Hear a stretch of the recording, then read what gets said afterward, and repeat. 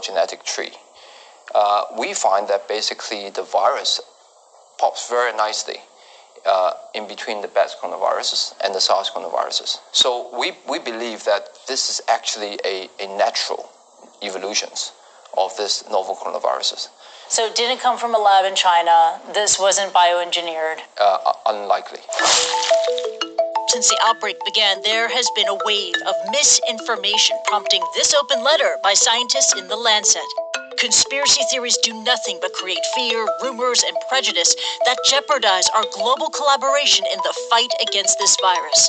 My pet can give me the virus because we know that a pet here in Hong Kong has tested positive for the new coronavirus. The pet has even been placed in quarantine. It's very unlikely and more likely that dog has been environmentally contaminated. Even though if it's contaminated, you won't get a very high viral load.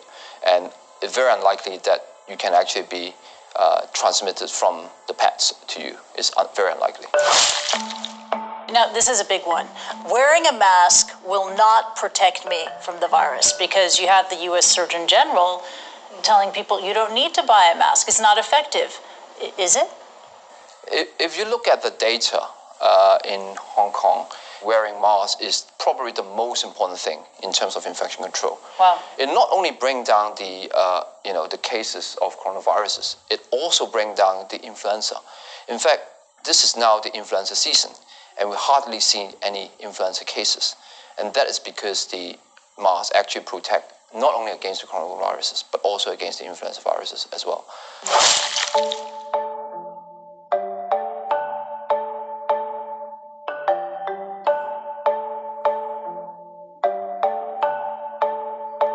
The coronavirus is less deadly than the flu.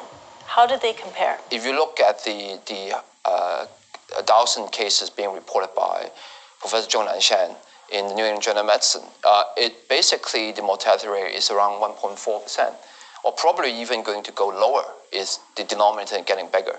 So it still stands about 1%. For influenza, is 0.1% or even lower, depending on what seasons you are. So it's still 10 times more deadly compared to influenza. The virus will go away in April.